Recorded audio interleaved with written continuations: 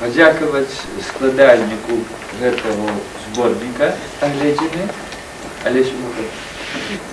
Аднак спрэчныя могуць быць думкі наконт таго, каго ён палічыў патрэбным змясціць у гэты зборнік.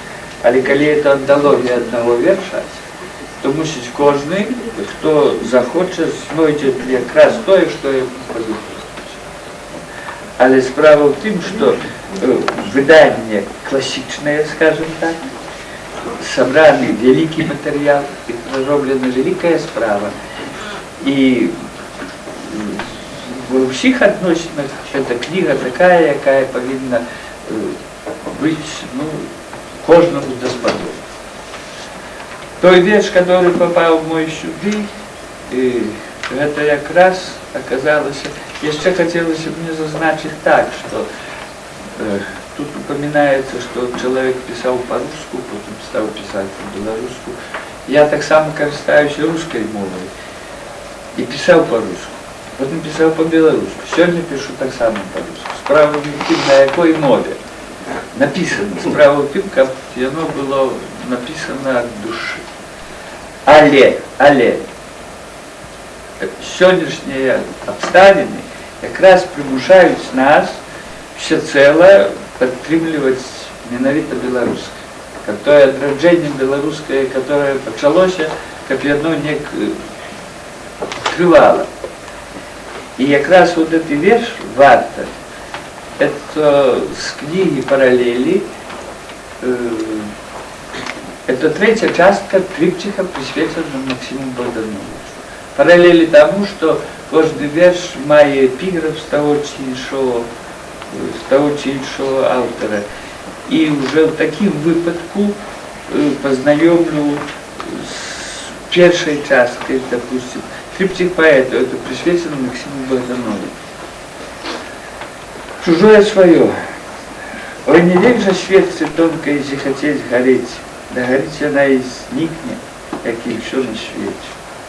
Богданович, Ян и мать. Повесть предвечная. Мать и Ян, страх за дитяти життя. Душа не поспела набрать заган, а тело блюдел небыттё.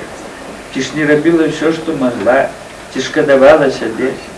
Гором стужала моя слеза, воска по светце плыве. Ти ж не жадав я долі усім лепший сонячний дён. Нечутно уваходить у хату Максим, небачный, бо дух не веден. Мати над Яном, над ими он, в облик с печатью беды. День предопошний кируя на скон, гей, молодые роды. Кадрга вечная, болем чужим спальбы попит себе. Ты не дарма нарекли, Максим, той, что наиболее несе. Доля дорогу с пустым перешла, я дошла на зусим. Стосик паперу, перо, як стрела, ясный апошник Максим.